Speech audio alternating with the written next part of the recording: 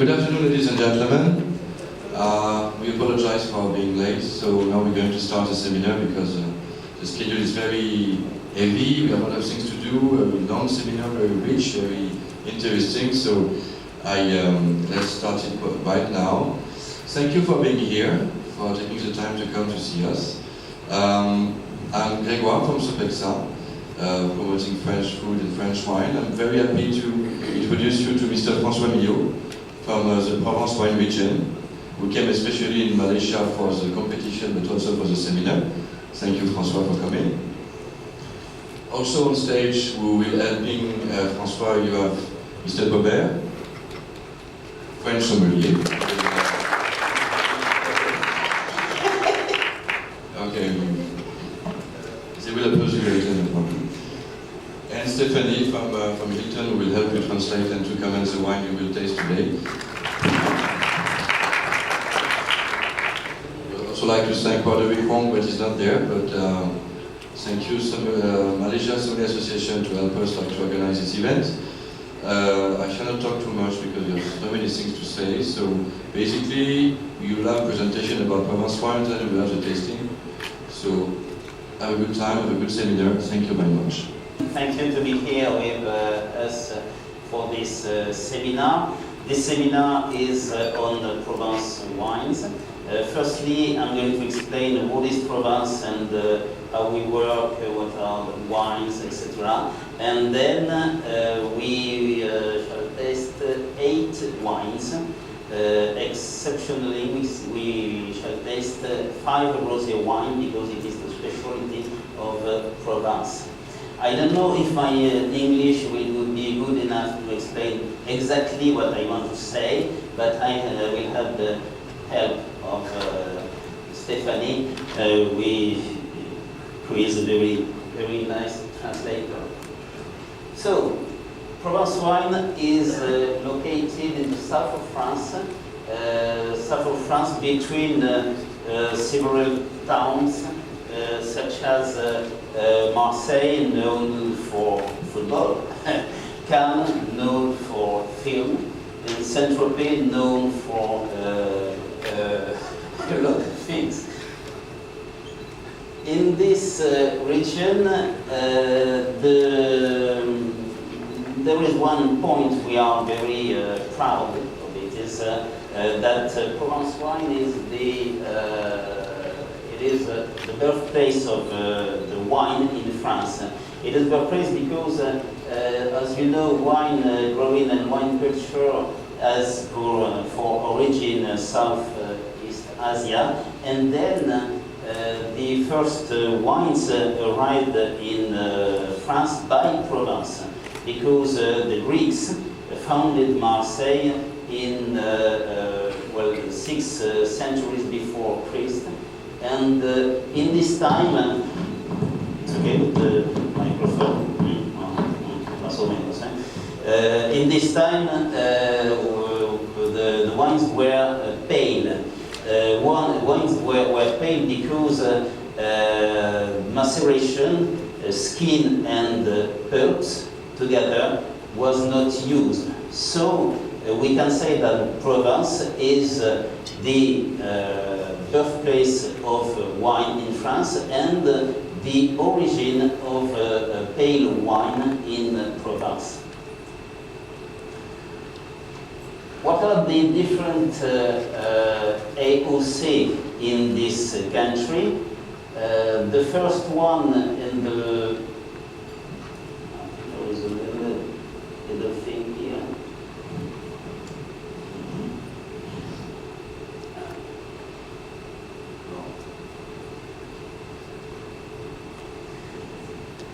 The main one concerning volume is Côte de Provence. Côte de Provence has a part on the east and a small free part on the west. Then the second one in volume is Coteau d'Aix en Provence and Coteau Varois en Provence.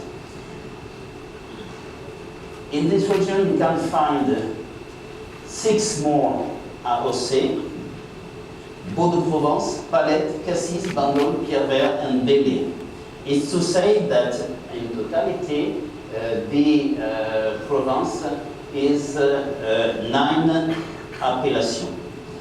The volume of these appellations are completely different because Côte de Provence is about 80% of the volume, and for example, the appellation Bélé or Palette are very, very small. Here is the production of the wines in Provence. As I said, Côte de Provence represents 72 of the volume, and you see that Côte d'Odex is about 14, Côte d'Artois 9, and the small appellations such as Bandol, such as Palette, etc., represents only 3%. Concerning economy, this region is in volume the 4th region in France.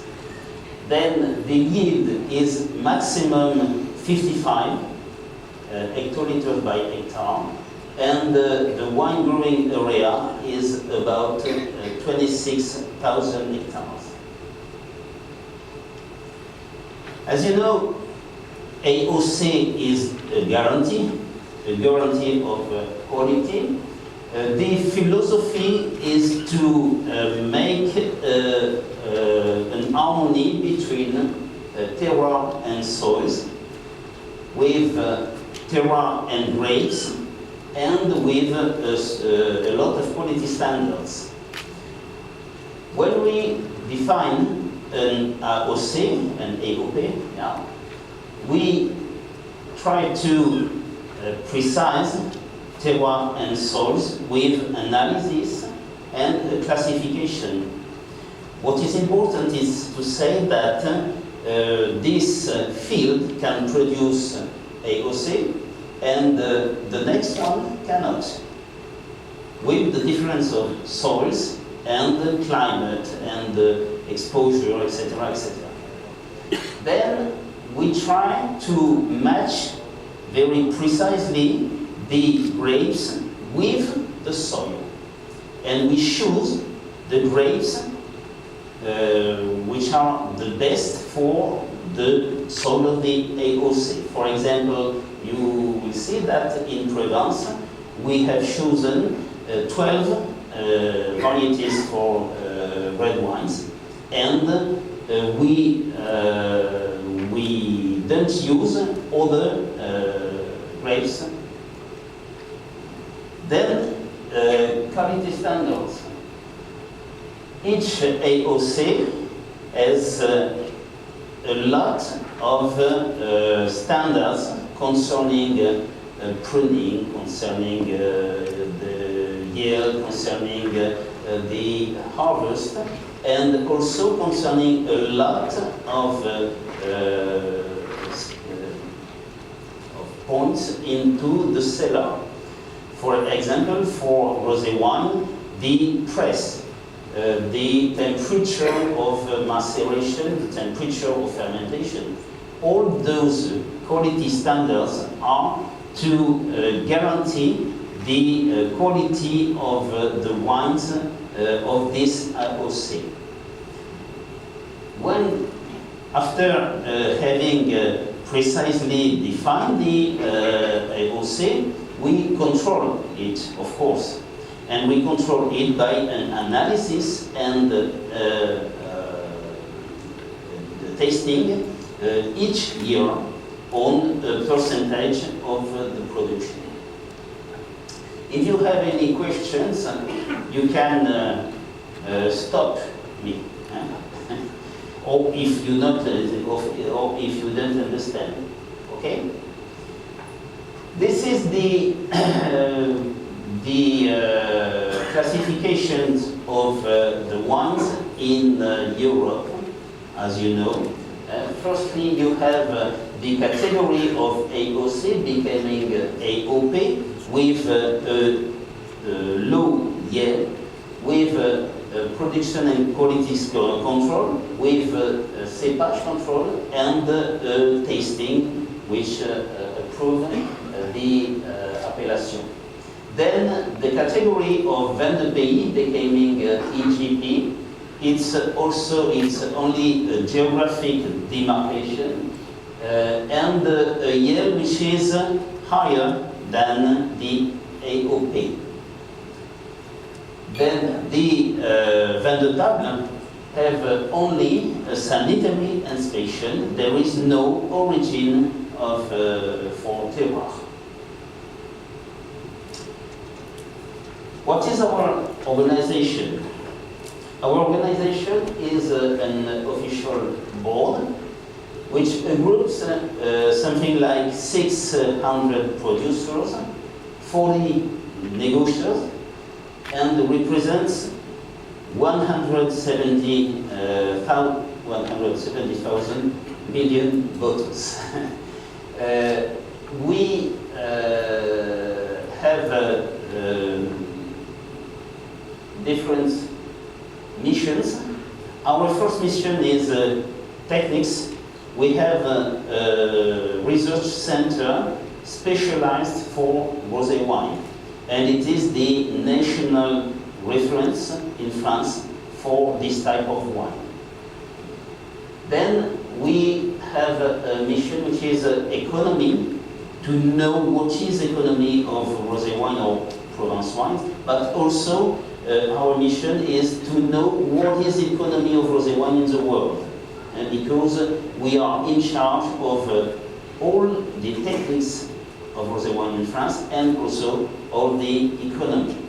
Then third mission is communication and promotion in France and abroad, of course. And the fourth one is lobbying, defense of the wine production. Here is the particularity of Provence wines. As you can see, rosé wine represents more than 85% of the production. Well, the production is rather important because it is about 400 hectoliters, million hectoliters, ça y est, j'y arriverai. Quelqu'un peut m'aider? 1 400 000 hectolitres, ça fait combien?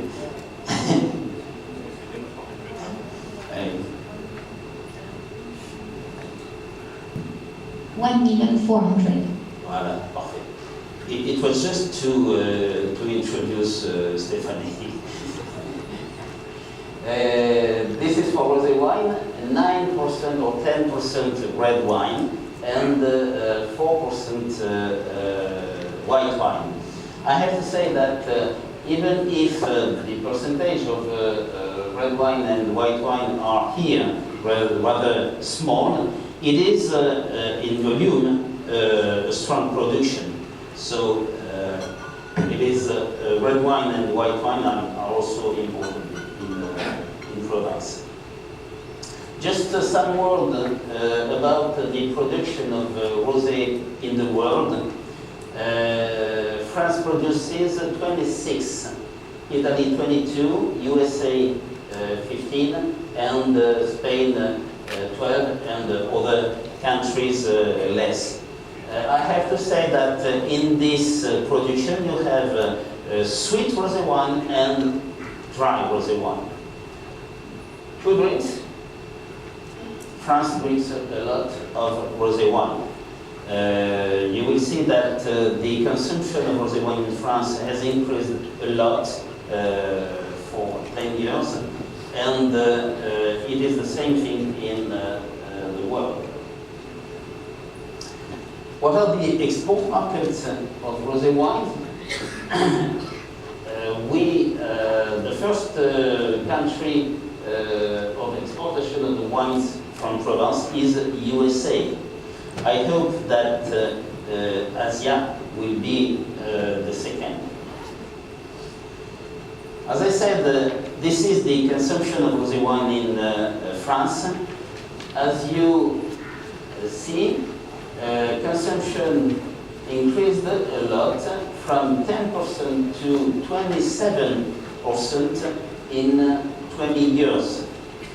Today in France, we drink more rosé wine than white wines, 27 and 17. I think that this movement will be the same in several countries in the world, and it is the same thing, quite the same thing in USA, for example. So we try to explain the development of the consumption of rosé wine by 3 types of reasons. The first one is the quality of rosé wines. The type of rosé wine has changed a lot from 1990 to today. And the reason is an improvement in the techniques of making rosé wine, and also many research made by the research center in Provence for rosé wines. This is the first reason, is a quality revolution. Then there is strong changes in the way of drinking wine in the world. Maybe in Asia, of course, but especially in Europe, in USA, in Canada, etc., etc. The way of eating is changing. We eat world food. We are very open to spicy food, to Asian food in Europe, and to Latin food, etc., etc. And rosé wine is a very good match with this type of flavors, and especially with spicy dishes. Then the third reason is a reaction concerning red wines. With red wines, we have said to the consumer, you have to have a lot of knowledge. And with rosé wine, the approach is more easy, and this doesn't want to say that wine is easy, but it is only the way to think rosé wine.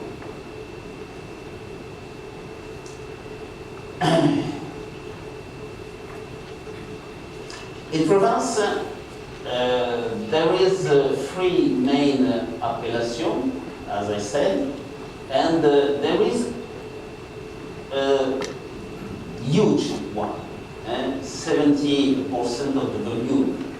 What we try to do today is to separate this appellation Côte de Provence into several terroirs. And we look at the geology, at the soils, at the exposure, to the varieties, etc., etc. And we define different small appellations under Côte de Provence.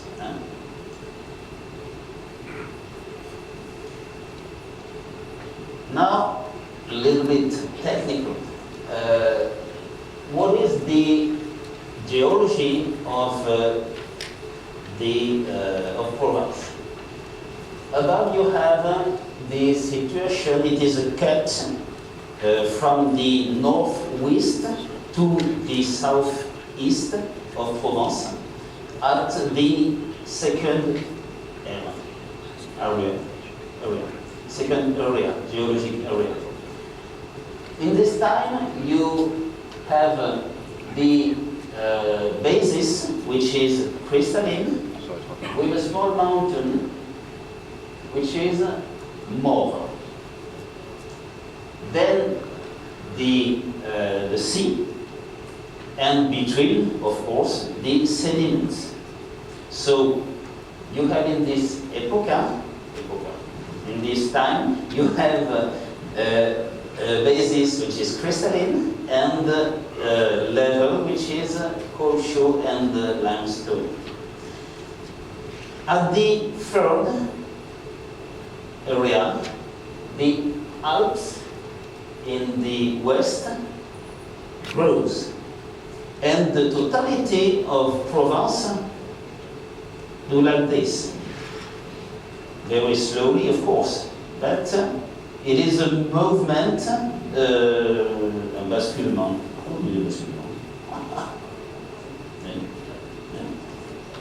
Grandissement, like this. And the part, the limestone and the caoutchouc do like this. So you have here a lot of small hills because of this movement. The more crystalline is near the sea, no change. But between the crystalline part and the caoutchouc, at the fourth area, grows a small valley. That's the reason why today you have three parts in Provence. Firstly, the old part, which is crystalline and schist, near the sea. This is the jet. Then this big part in the northwest is clay and limestone. It is made with a lot of small hills coming from the northeast and northwest, and between those two parts you have the valley, the inside valley. Okay? This variety of the soils is completed by the influence of the sea. Of course, near the sea, for example here, when we tasted the wines from this part, you know that you have the influence of the Mediterranean Sea, which is very strong. In the inside country, you don't have. And the most important in Provence is the wind. This wind, called Mistral, is a richness for Provence because it is very dry and it blows after the rain. This is very, very important because it avoids the vineyard to have diseases. We don't have, we have a very low humidity, and so the parasite, the disease of the vine cannot grow. That's the reason why we have a proportion of organic vineyard very important in Provence. Provence has less treatments than other regions. Now, just a tour in Provence, and just a small walk in Provence with a photo, just to see what are the landscapes in relation with the soils. If we begin by the east of the zone, you have in this part those rocks. You see, red rocks. This is completely crystalline and schist. It is a soil, it is acid soil. So on these acid soils, you have this type of vegetation with this very typical pine tree, which is umbrella pine tree. The next part is Saint-Tropez. Saint-Tropez is a very important production zone area in our region. And as you see in this photo, the vineyard is located very close to the sea. The next one is Lalonde, which has an AOC now. And in this region, also the vine is very close to the sea, and the soil is crystalline, but it is sediments, alluvial. Alluvial, sediments. Here you have a picture in the valley. As you see, the soil is flat. And the mountain is the more. The production is important in this region, something like 35 to 40 of the totality. In the north, the production is on limestone and clay, and you see, especially in this picture, that it is a succession of small hills, and the vineyard is mainly grown on terraces, as you see on the picture. Note in this picture, this is the traditional way of brewing wine in Provence. The varieties are now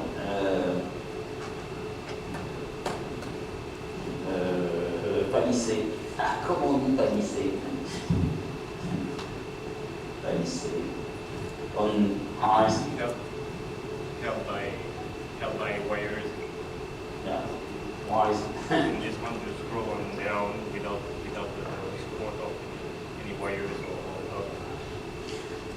It's to say that the old way to grow the cepage is this one, without hives. And today we grow the cepage, we grow the wine by making it on wines. Then in the inside country, appellation Coteaux-Varois en Provence, located in the center of Provence, with climat méditerranéen. It is on clay and limestone too. A very interesting region is Sainte-Victoire. Sainte-Victoire is in the inside country. It is a hot and dry climate with a lot of mistral, very often windy. Then soils are limestone and clay. As you see in this picture, there is a famous mountain called Sainte-Victoire. It has been painted by Cézanne and other painters. In this picture, you have the three trees important in Provence: cypress tree, olive tree, and of course wine. This is the trilogy of Mediterranean climate. Then a small part near Bandol, it is the area of Bandol, which is limestone and clay near the sea. And at the end, AOC Coteau d'Aix-en-Provence is an AOC on limestone too, with a part more flat than the inside country. One thing very important in Provence is blending. All the wines in Provence are blended wines. Except one exception is the cépage, the variété called Rhône, is to say Vermentino, which can be 100% in the wines. It is a very, in my opinion, very interesting technique because the producer vinify separately the cépage, and in December, in January, he blend to have a wine very equilibrated and to express more the terroir than the cépage. It is quite a different philosophy in the wine. Either you express the quality of the cépage, the variété, either you express the quality of the terroir. And we prefer to express the terroir, of course, because when you grow Cabernet in California, for example, you have quite the same taste than in other regions in the world. When you blend several cépages to express a terroir from Provence, you have a wine unique. What are the varieties in Provence? Mainly Grenache. Grenache is about 50% of the production in Provence. Then Syrah, Mourvèdre. Mourvèdre is located near the sea. We say that to be okay, Mourvèdre has to see the sea. Then Cinsault. Cinsault is very used for rosé wines. It gives to the rosé wine in Provence the elegancy, the brightness. Then Thibourin, Carignan, Cabernet Sauvignon, and Gaunoise. Those varieties are less used. Concerning white wines, the main cépage now is Rhône. Rhône is quite Vermentino. There is no difference, no strong difference. It is also Vermentino in Corsica. It is a typical variety from Mediterranean. It is an excellent cépage for white wines, especially for wines aged in barrels. Then Clairette, Uni Blanc, Sémillon, Bourgoulin, Grenache Blanc, Sauvignon. I think that Rhône should reach 50 to 60% of the production in Provence. It is the main cépage. This is a picture to show how is rosé wine. To show how rosé wine is made and how we try to make a specialty with rosé wine. As you know, in the grape here, the skin has the color. and the inside is not colored. When you cut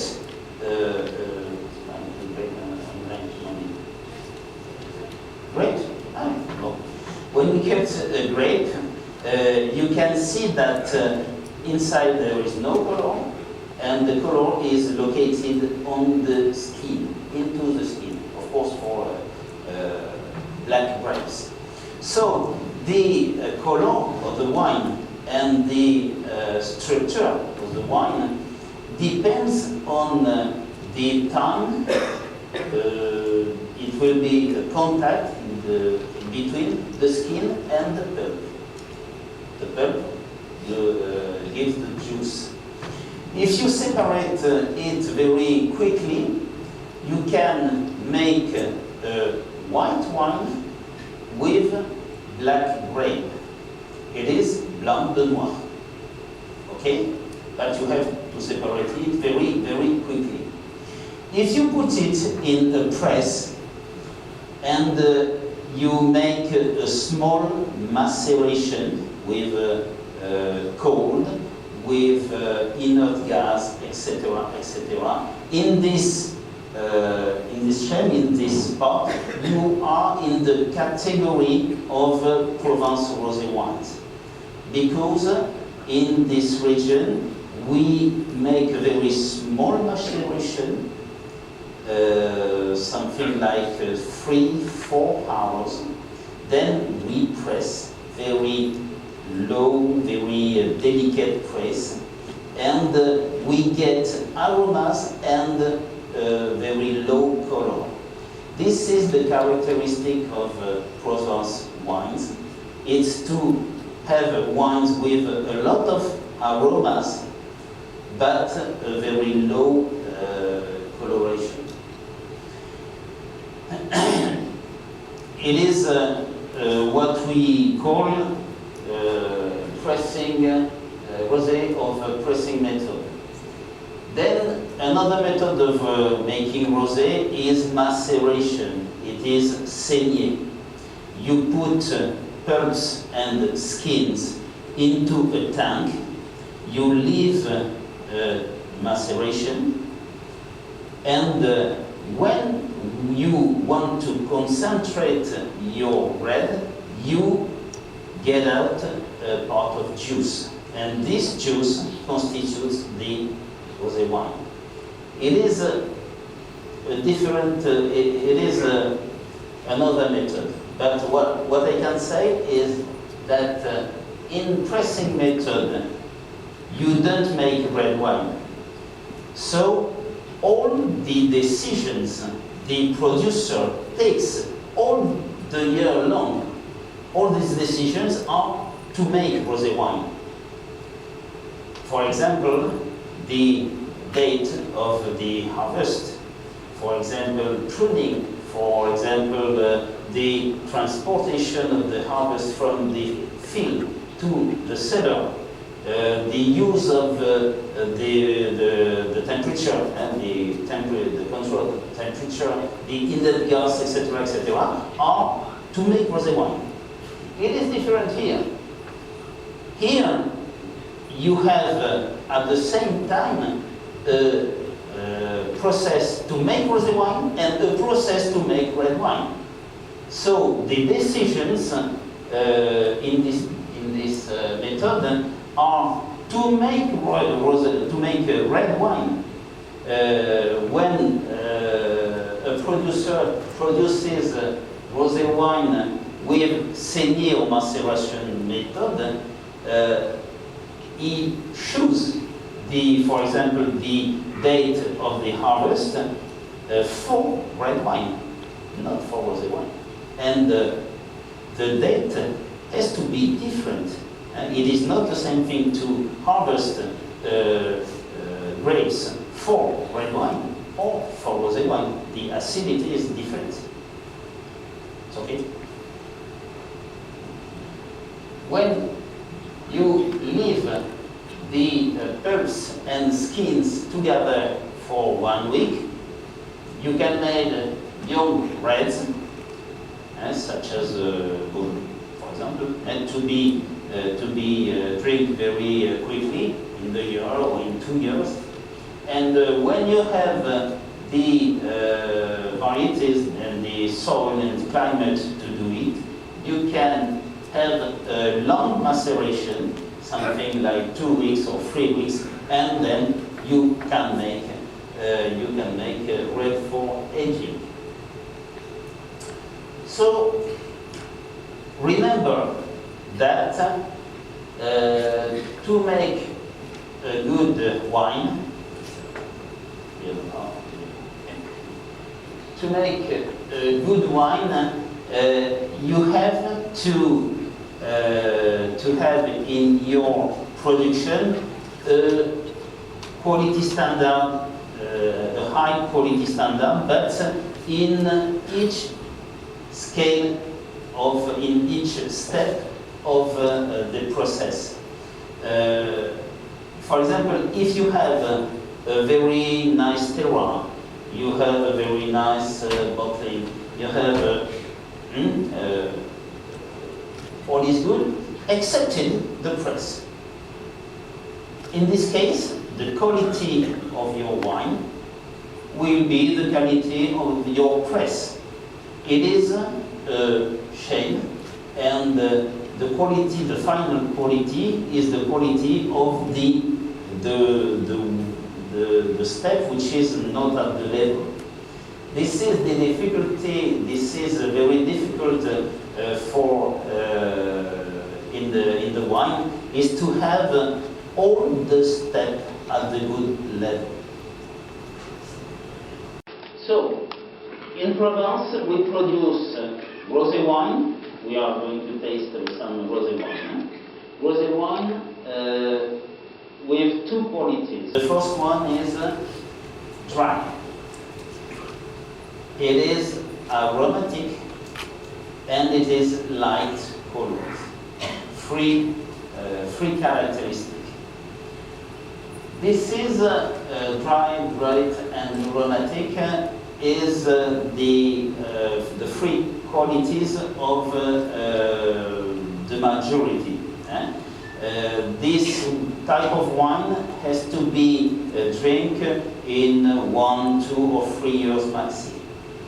Then you have another type of rosé wine in Provence, is rosé wine for aging. This type of rosé wine is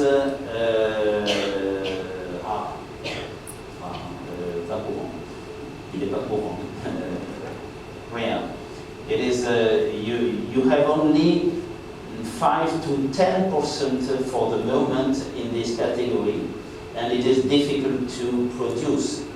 But you have to know that some rosé wine can be aged for 5 years, 8 years, etc. What is the use? You can use rosé wine on aperitifs, starters, fish, and grilled meat. But you can use also on Asian cooking. For example, Sommelier. Those photos have been taken yesterday in a restaurant in Malaysia. But in Asian cooking, you have a lot of dishes which are very good for rosé wine too. I think that there is quite a correspondence between Asian cooking and Provençal cooking. We use a lot of vegetables. And we cook it very slowly, we don't cook it very strongly. Then we have also the noodles, and then we use also a lot of spices, and those 3 points are correspondence with Asian cooking. With seafood, of course, with Latin cooking. And we produce white wines also. White wines with two main styles. The first one is dry, young, aromatic, and the second style is well-rounded and oak-aged. The red wines in Provence are also constitute two main types. The first one is fruity, aromatic, and should be drunk with while young. And the second one is oaked, is full-bodied, and rather rich, etc., because the terroir in Provence is dry, it is strong, and with a lot of sand. Those wines should be used on grilled meat, on cheese, of course, etc. Do you have any questions on this part? It's okay? No problem. So we're going to test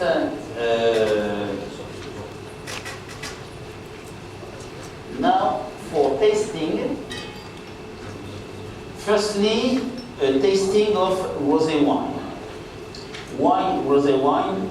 Because it is not so often you have rosé wine to taste. So it is the theme of the tasting. Then we shall taste one white wine and two red wine. This afternoon is to know rosé wine mainly. Le premier série. Alors, the first one.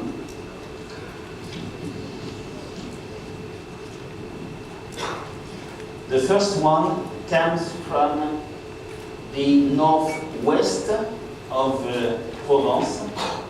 It is Sommelier des Quatre Tours. It is an AOC Côte d'Aix-en-Provence.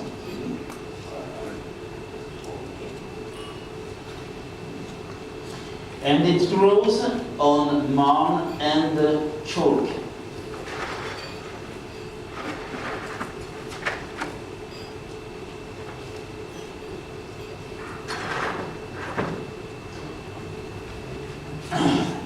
As you see, the color is very light, crystalline, and at the nose, you note the aromas typical from Provence. Very elegant, very delicate. It is not aggressive. That's the reason why we taste this wine in the first position. And it is a blend of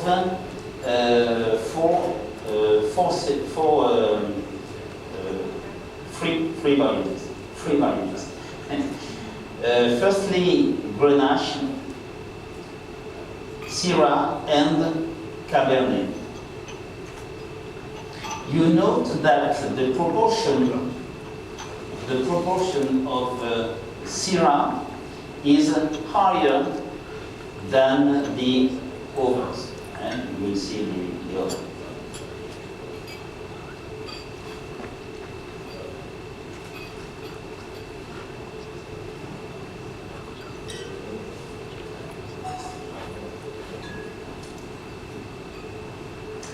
As you know, at the tasting, the characteristic of this wine is the elegancy, the harmony.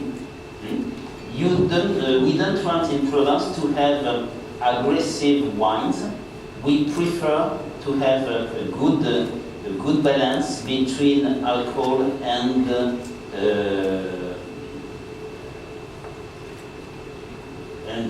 acidity.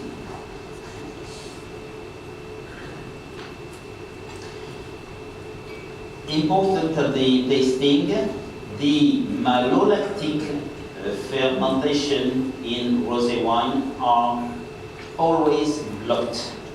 We never use malolactic fermentation on rosé wine, never. To preserve the first acidity and the first aromas. Okay? Can I ask to GPP to give us his opinion?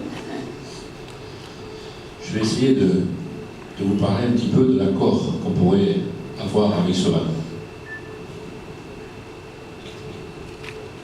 Raw fish such as scallops with nuts oil.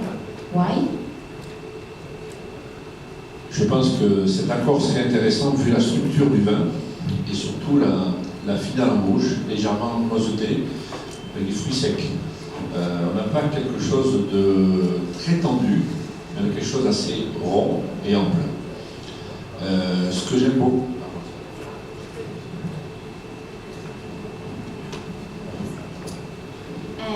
I think that pairing with the raw fish such as scallop could be a good pairing because the wine has a massive structure and the finishing is a bit nutty, so the nuts oil could remind the nuts that he found as aromas in the wines, and that one the wine is not opulent. In fact it's very fresh and dynamic. That's it.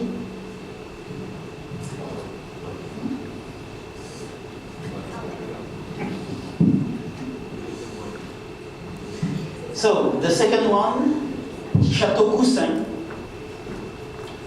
Château Coussin is located in appellation Côte de Provence with appellation Sainte-Victoire.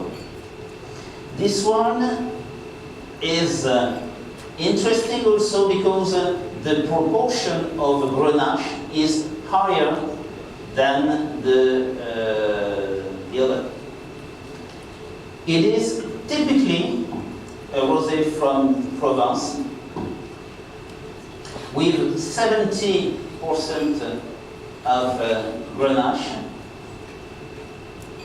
20% Cinsault, and 10% Syrah. It is, of course, as usual in Provence, a direct pressing. And the fermentation of the rosé wines are about 16 degrees Celsius to 17, but no more.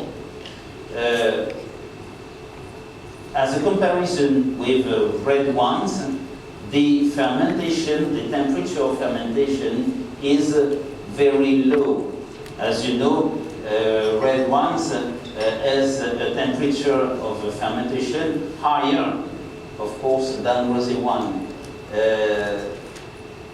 So the aromas are completely different. These wines grows on limestone.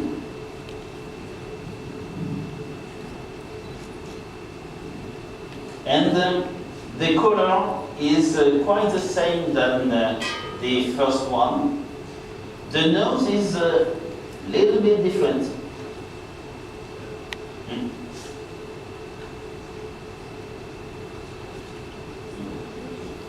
At the nose, you have the flavors typical from Provence, the citrus and small flowers, white flowers. Of course, we don't have the same reference, because if I say to you that it is a strawberry or something like that, it is difficult because you don't have the same fruits than us.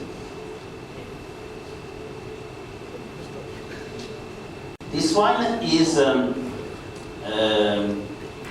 I think, elegant, balanced, and always you find this balance between alcohol and acidity. No malolactic, something rather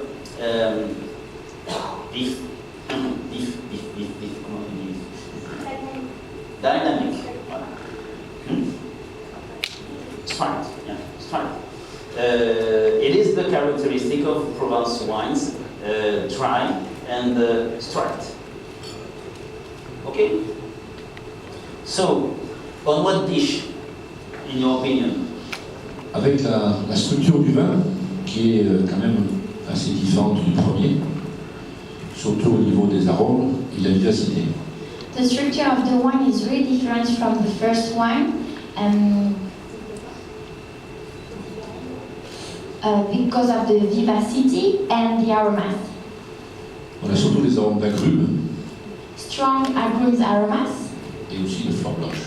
and white flowers. La fleur blanche amène en final une douceur. The white flowers gives a softness, Et donc cette douceur, je la verrai accompagnée des plats assez riches, tels que peut-être un beignet de fleurs de courgettes ou alors des calamars frits. that softness could match with a dish such as what we call beignet. It's like pancake, zucchini pancake, but it's not like the pancake you know from America. It's something French, slightly more light, less oily, and with the calamari as well. Je crois que ça c'est très intéressant également à l'apéritif. And he said for the aperitifs as the starters. So number 3, in this wine you are going to see the importance of one cépage in Provence called Cinsault. Cinsault is the main cépage for rosé wine. We use it because it gives very low color, but it gives also aromas very elegant. And if the winemaker is a good winemaker, it can produce a very nice wine with Cinsault. Everybody's okay. So, Château des Chabert. Château des Chabert is located in the center of the zone on clay and limestone in this huge part inside of Provence. It is a small domain, a small chateau with a family coming from England. The Grenache and Cinsault are quite at the same level, but you see at the nose the aromas of white flowers and a very delicate nose. This is the characteristic of Cinsault, and the proportion of Cinsault is very important in this wine. Only Grenache and Cinsault, only. It is made by direct pressing, maceration, of course, use of cold, as usual in the rosé wine, no malolactic, and direct pressing very slowly, very slowly. I don't know if you know the process of direct pressing. We use a pneumatic press. Pneumatic press is something like this, with as a pressure, and inside the pressure you have a membrane.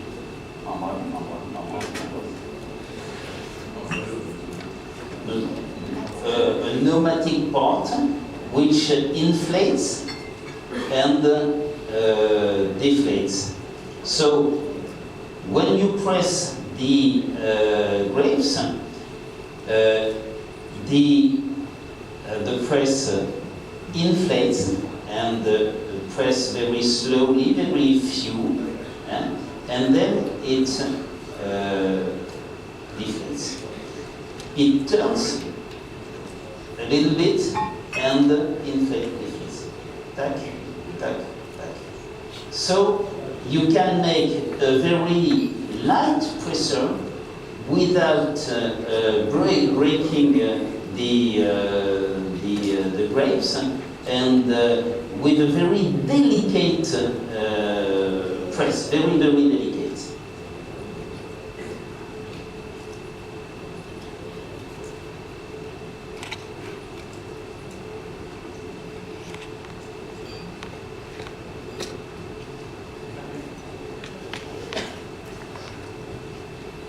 The same color than the others. It is characteristic of Provence wines.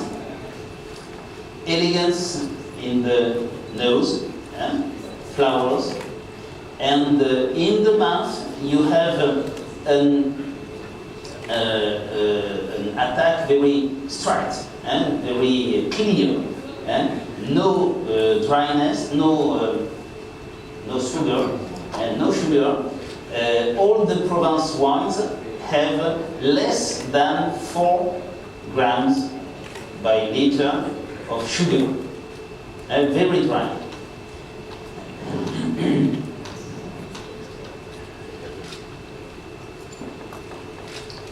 No malolactic, of course, and with the dishes, in your opinion?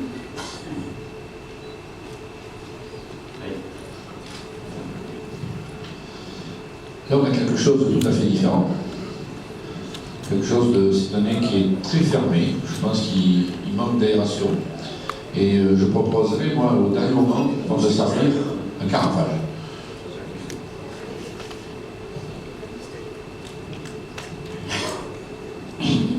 He said basically that the wine is closed, but he told me to don't say that, so I'm a bit confused. But I don't agree. Yeah, basically the wine is a bit moody. It doesn't talk to us much. So Jean-Pierre is advising you to strongly decant it, give some oxygen to it first. Et je pense que ça va le développer, ça va l'aérer, et surtout libérer ses arômes. La structure du vin me plaît beaucoup, après pas mal d'aération. Et on pourrait avoir quelque chose qui pourrait s'accorder avec quelque chose de rôti, quelque chose assez riche. Une volaille par exemple, rôti à la broche. After oxygenation, the aromas are much more powerful, and you feel that wine is a bit rustic, wild. So it will keep that wine matched with some meat, but white meat, very delicate white meat, such as chicken. Roasted chicken, because the crispy of the skin of the chicken could remind you the freshness of the wine. I think this wine is timid, shy. Il est timide, comme on dit en français. Shy. It is like a young woman. Not me. Château Gassier is the 4th one.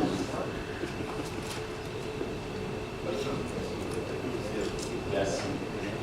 It is located in Sainte-Victoire also, like Coussin, but close to the mountain. That's the reason why you have a picture in.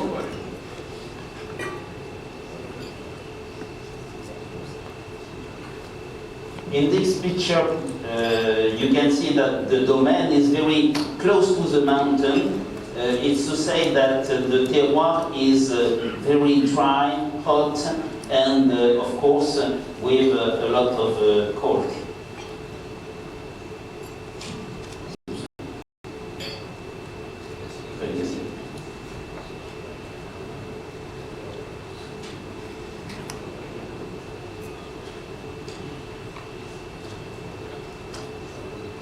Always the same color and the same brightness. We used to say that the rosé wine from Provence has the sun of Provence. At the nose, you note a lot of aromas, rather strong and rather present.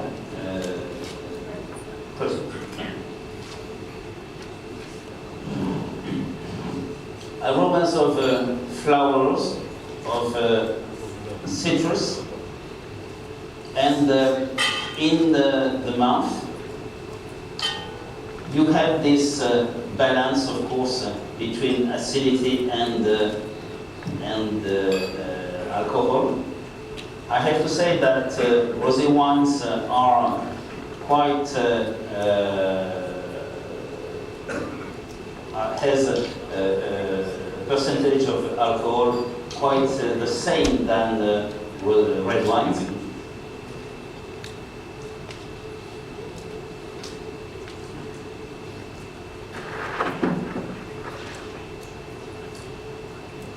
Just some words about the temperature for tasting. Rosé wine has to be tasted between 10 to 12 degrees Celsius.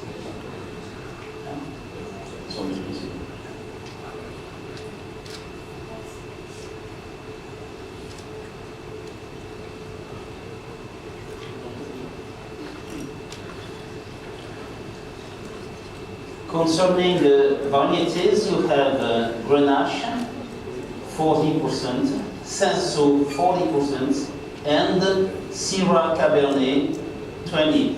So you note the difference between this one and the Chateau Chabert, which has not no Syrah and Cabernet. Concerning the dishes,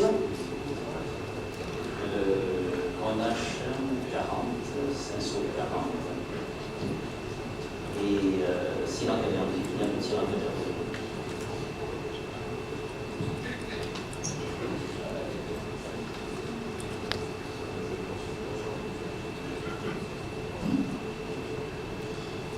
Avec la structure du vin, j'irai vers un accord avec un poisson légèrement cuit, vapeur, pas trop cuit non plus pour pas le sécher, avec un beurre blanc. Donc quelque chose d'assez dense. With the structure of that wine, you will go for fish, but not overcook something, just steamed fish with a delicate texture and sauce white butter.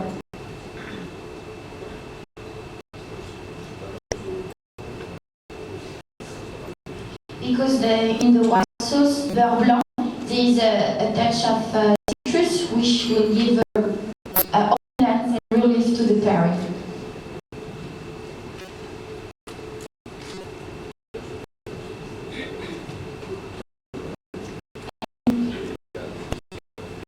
He said that if you pour that wine in the restaurants, you must use a temperature a little bit warmer. This is a way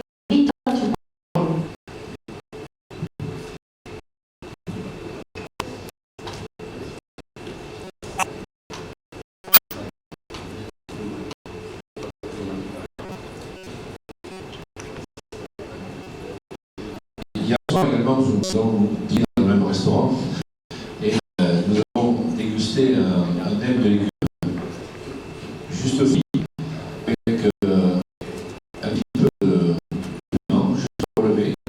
C'était vraiment un avis intéressant avec ce vin.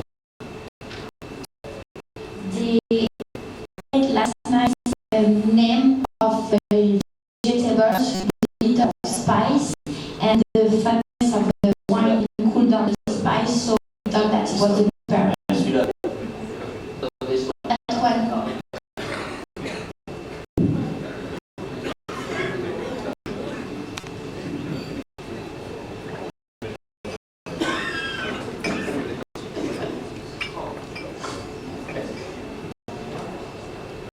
We really have appreciated the dish yesterday nice restaurant, and we have, imagine, a lot of pairing between the dish we had in here and rosé wines. I think that rosé wine can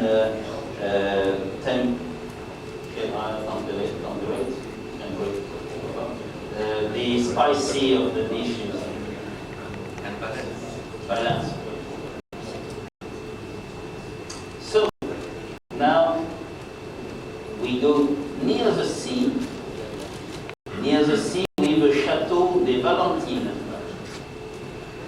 Château des Valentines is the Côte de Provence, and the particularity of this wine it is that it grows very close to the sea with crystalline water.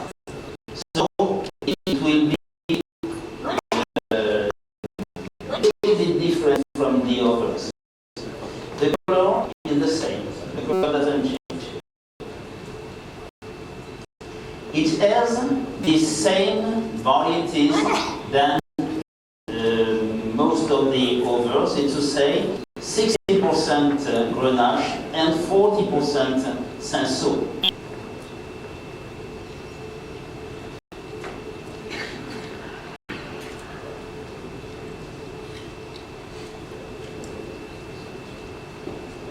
At the nose, you have the aromas typical from Provence, little fruits, flowers, and maybe a little bit of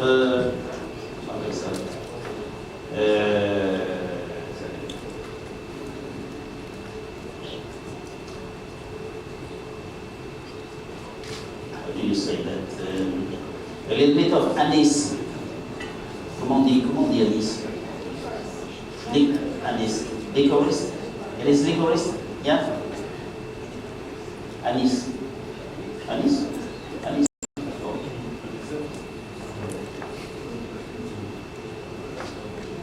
A little bit of anise, I think. Huh? The aromas of rosé wine, of course, but you have a small nuance.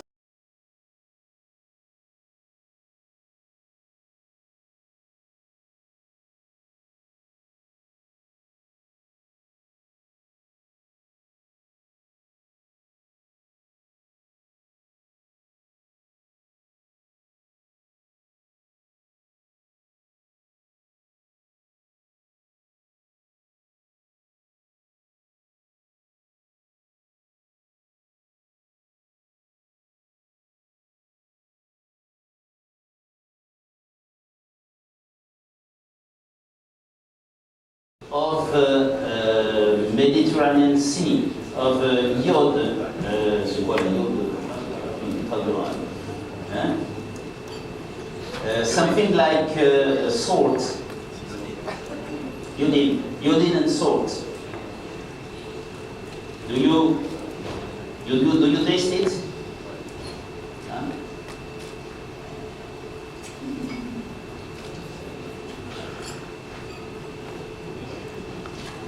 What are we going to eat? Qu'est-ce qu'on va manger avec ça? Bien, avec le côté salin et le côté iodé, je vous proposerai moi des huîtres assez riches, assez grasses, légèrement gratinées, pour avoir le côté moelleux et croquant, à la fois du mollusque. Et c'est vrai que le côté salin et iodé sont très intéressants avec ce plat, par exemple. He found the wine very yoddy and salty, and he was thinking about adding some oysters, gratiné oysters, for the crispness of the gratiné to match with the wine.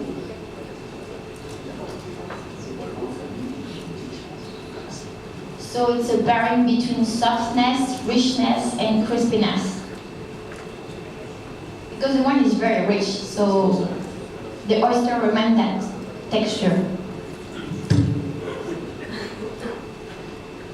So before tasting the white wine, do you have any questions on the rosé wines?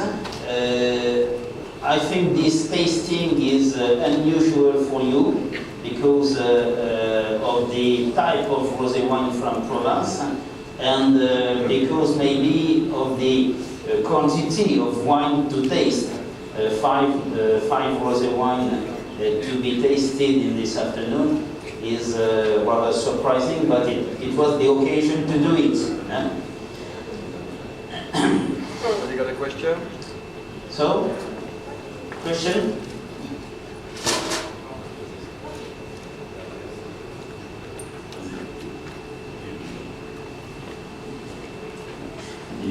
Bonjour. I'd like to ask about the color of the wine, because they are coming from different winemaker and different region of Provence. What interested me is why the color is quite consistently the same. There might be slight graduation different in color, but in general they look the same.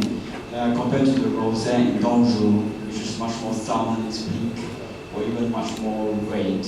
How do you achieve this consistency in color?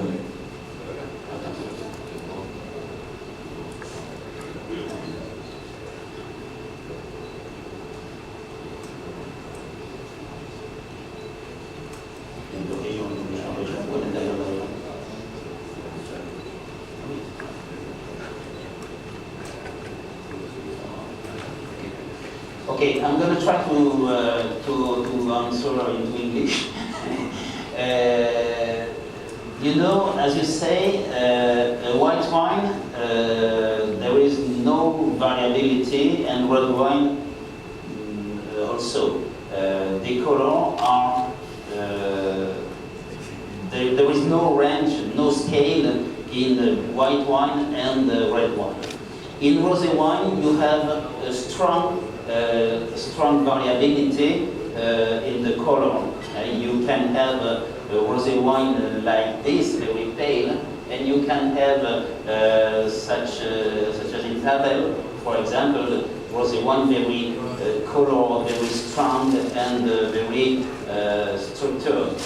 The difference comes from the way of elaboration, of vinification. When you make a strong maceration, for example, such as in Tavel, you have wine, a rosé wine, very colored and very strong, very hard, very heavy. It is the same thing with Bordeaux in Clairé de Bordeaux. This type of wine is another rosé wine. It is quite another wine. Now, and you have also in different countries, in different regions, you have varieties which has a strong capacity of color.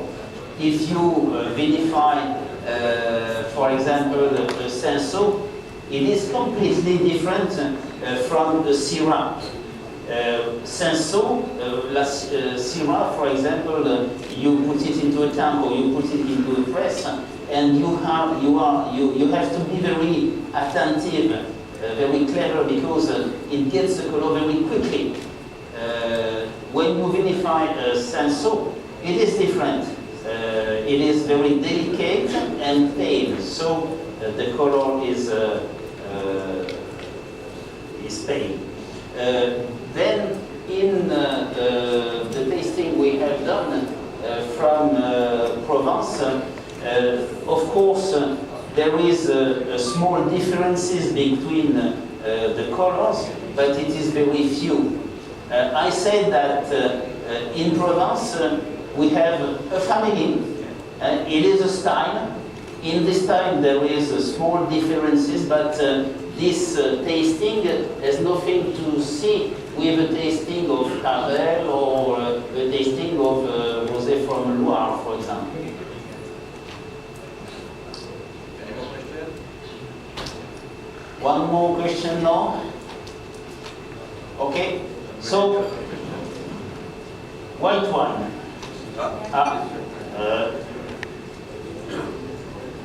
I will go again in the color. Yes, we understand some wines from different regions in all France will have very different characteristics, different maceration, different. Most of the wines that we have been taking today are extremely similar color. Too similar to, they are from different vineyards. Maybe, I don't know, that's what I didn't got from your explanation, or maybe you were explaining that I missed it somehow. Do you understand what this is? Different vineyard, different producers, but all of them have basically the same calibration. They have the same color because we want to have a family. It is a style. It is a style.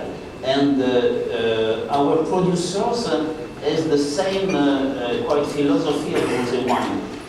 In this region, and it is rather rare in the world, in this region we can elaborate rosé wine very pale, very low color, but with aromas. And this is the style from Provence. And when it is surprising that when a producer produces a rosé from Provence which has too much color, he is not successful. The style in Provence now is pale, dry, and aromatic. Yeah. It is a family. Can I say that, is it safe to say that this is the identity that you look for in the Provençal rosé, that you want to communicate to the world, that is a light colored kind of rosé? Is it more like an identity that you're looking for? Yes, of course. It is the identity. Yeah, it is the identity, and we want to have this identity. The reason why is first it is a style. We can do it because we have the techniques and we have the terroir and climate. I don't know if other regions can produce this type of wine because the climate is very specific in Provence. And thirdly, I say that when you taste this wine with dishes, there is no problem with sugar, because when you drink rosé wine with a lot of sugar, I think you will have a lot of problems with the dishes and the palate will be difficult to taste. Okay? It's okay for rosé wine? I am very interested in your opinion of rosé wines from Provence, because we try to give to Asia, to bring to Asia rosé wines, and your opinion is very, very, very, very important for us, of course. Since you mentioned your opinion, so I thought I might just want to share. So in Asian cuisine, it is very, very different because there is so much of complex of cuisine between Japan, Korea, India to Indonesia. Even Indonesia to Malaysian food are totally different. And just wanted to share because I found that one of the wine that would be fantastic with Malaysian cuisine as well as Indonesian cuisine was the wine number 4. This number 4 rosé. Now, when we talk about Asian cuisine, we might also want to pick the different style of rosé to pair with different country of cuisine. So it's not the same. One rosé will not apply to every cuisine. You have sambal belacan in Indonesia, it's not the same as sambal belacan in Malaysia. It's those people from Malaysia or Indonesia, they know what I mean. So number 4 rosé is the perfect example for cuisine. Since I'm in Malaysia, it's a perfect example for to pair with cuisine from Malaysia and even Indonesia. So just wanted to share that.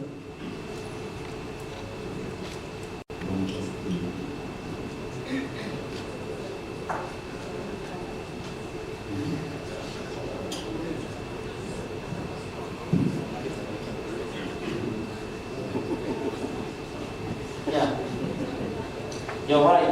I think too that you have a strong diversity of cooking, of cuisine in Asia, and you have also a diversity of cultures, of course. We try to find with you what rosé wine should be okay with such cooking, with another cooking, etc., etc.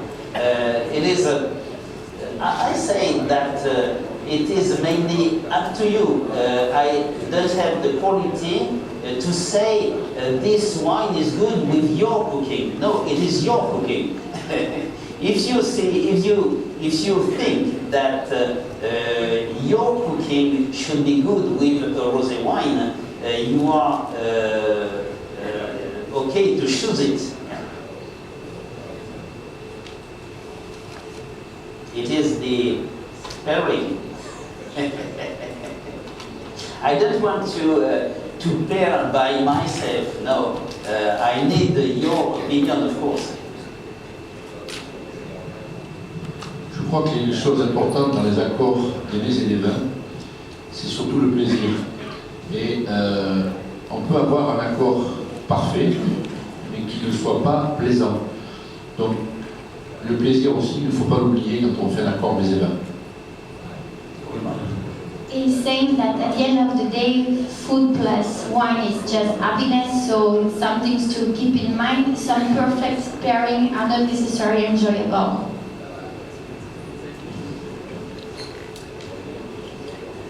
White wine. The white wine comes from the sea. It is not very far away from the rosé from Valentine. It is Château Galoupé. Château Galoupé grows on crystalline terroir, close to the sea, and you will see that the characteristic of the wine remember to you the rosé wine from Valentine. The cepage is 80% Rhône. I said that Rhône Vermentino is a very important cepage in Provence. Here you have the result. The color of the wine is rather bright, rather clear. It is not a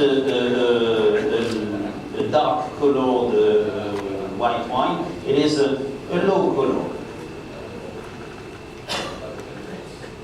It is 2010, a low temperature of fermentation,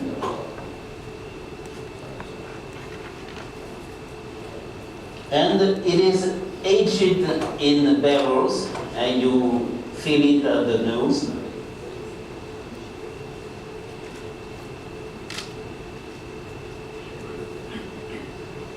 I think at the nose you have a yellow, you have white and yellow flowers. It is mainly flowers instead of fruits.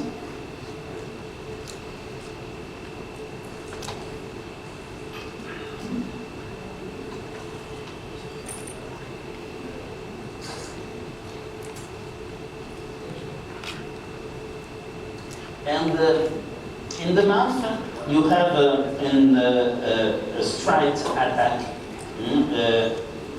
good acidity, but well-rounded, well good.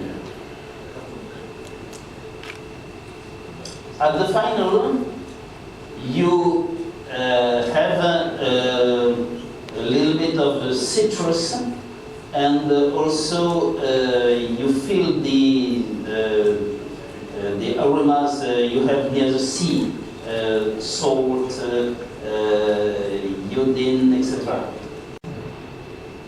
So basically, you mentioned that we could match that wine with lobster, roasted lobster. For him, a lobster is considered as a crispy texture. So the crispy texture could be in gentle opposition with the creamy texture of the wine. we noticed that wine is actually pretty woody, so we got the milky texture from the new barrel and the vanilla aromas from the new barrel. Therefore, I will add to that roasted lobster a touch of vanilla oil. Otherwise, to make a pairing a little more local, the belly pork, the crispy pork. So the crispy skin will go in gentle opposition with the milky texture of the wine. So like the belly pork, I don't know, I believe it's from Indonesia or not in Singapore. I think that is delicious. So you want to put it in all gentle opposition with the creamy texture of the wine. Okay, questions on this white wine? Okay. Question for the white wine? So now we leave the wines served at a low temperature. Of course, we know the wines from Provence. You know the Asian cooking. And we have to find how to match. If you want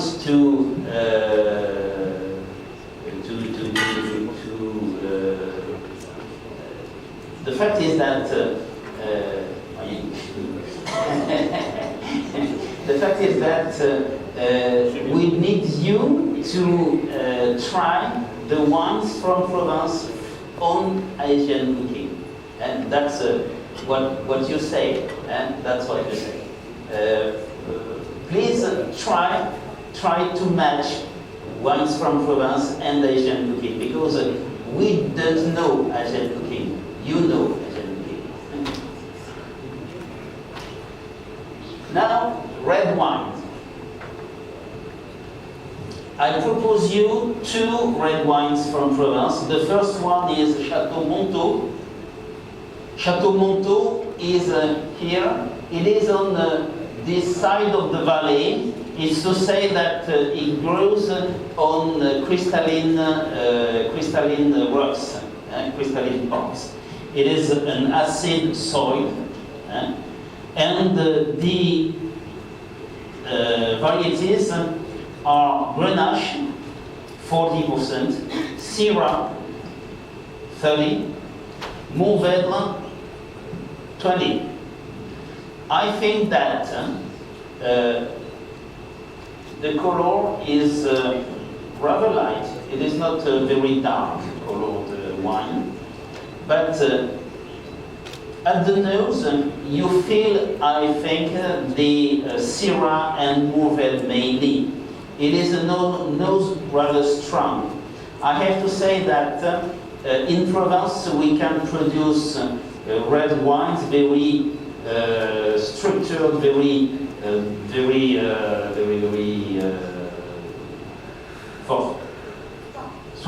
very strong, because the climate is dry, the soil is very poor, and the sun is strong, and so the wines are very puissant, as we say in France.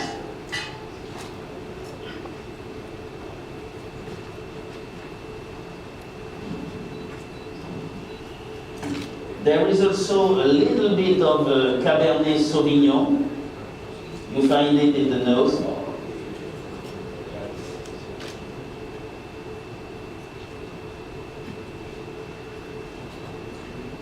At the nose, you have of course red fruits, rather young.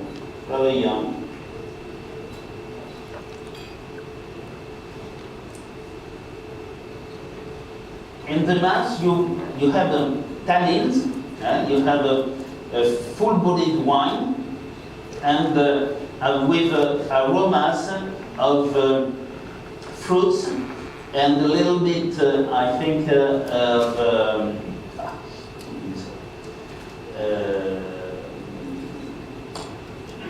petit de poivron, c'est le cabernet qui ressort. Green pepper, yes, maybe at the end.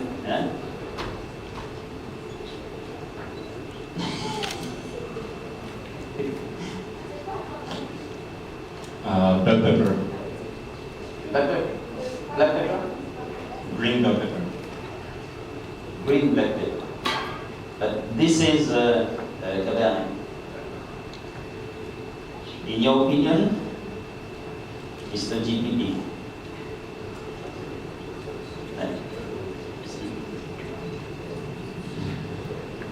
Cette structure est, pour moi, me surprend un petit peu. C'est un vin qui est assez vif. He's a bit surprised by the structure. That wine is a dynamic and really crispy. Et donc je le verrai surtout pour débuter un repas avec des charcuteries, avec des choses finalement assez simples qui feront peut-être aussi arrondir un peu cette structure assez vive et avec une acidité assez élevée. So it will fit that one on simple moments such as the beginning of a dinner or aperitif with some cold curds, salty cold curds, simple dish with simple one.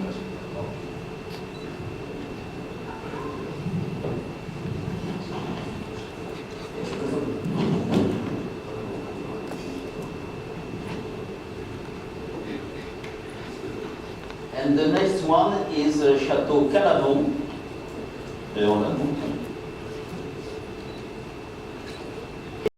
Of this wine, the color is ruby. So Château Calavon is on the other side of Provence. It grows on the limestone and calcaire.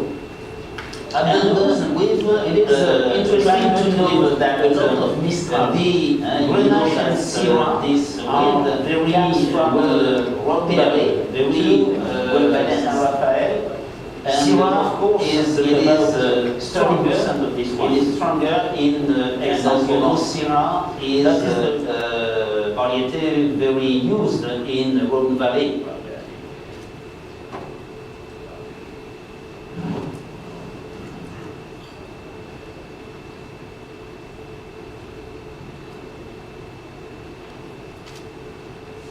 The nose is mainly with red fruits, but you can note some nuance, some nuance maybe of aromatic plants such as mint or romarin. Rosemary, no. Rosemary. I have a lot of problem with English when tasting because the vocabulary is very specific.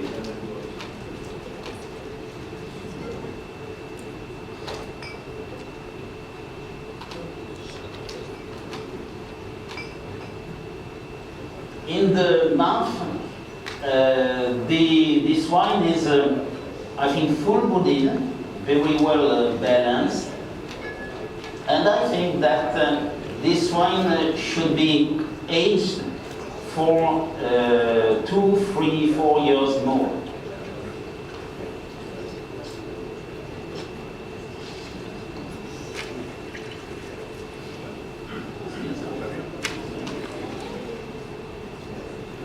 Le bœuf émincé. Le bœuf émincé. Il est en haut. Là.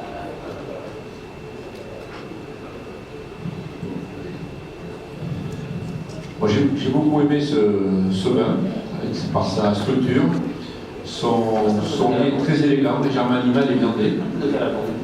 He liked very much that wine because of that structure and the nose, which is animal, wild animal and meaty.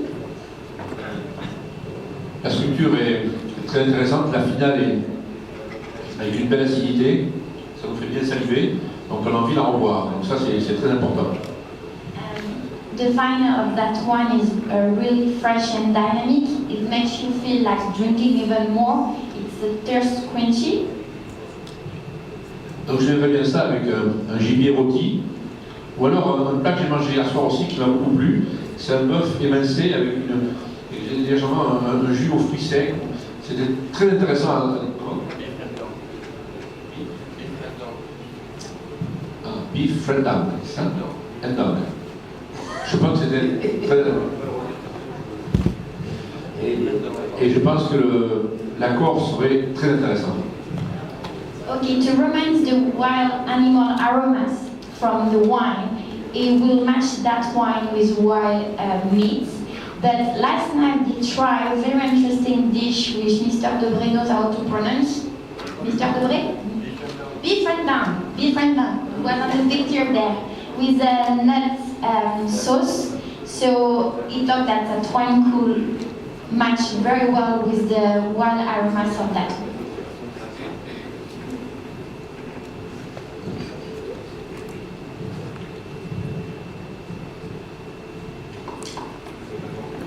I would like your opinion on this wine, because this wine is typically, maybe more than the first one, is typically a production from Provence with the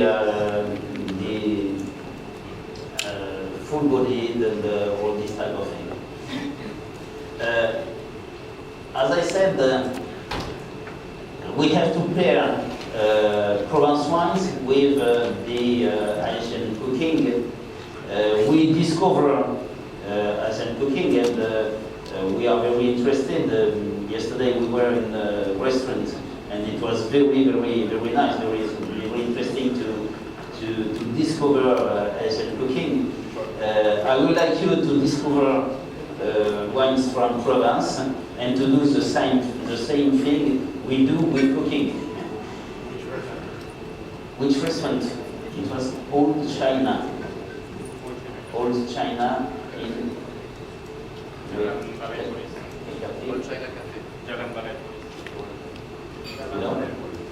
Yeah? Yeah. Interesting. Yeah. Yeah. Do you have any questions more? Okay. So I would like to thank you very much for this afternoon, for all your remarks, for all your questions. And remember that the best thing, the best way to know Provence is to visit Provence. So you are welcome when you want. See you. Okay, thank you very much. Just one thing to ask you. Thank you. On each table you have like the presentation, tasting that, and a questionnaire to fill out. Can you please fill it out and give like to my colleague at the exit? So once you exit the room, you give us a questionnaire filled out by you, and she will give you a certificate of attendance for this seminar. So thank you very much for coming here, and I hope to see you tomorrow for the other seminar as well, will be taking place in the same hotel. Thank you very much.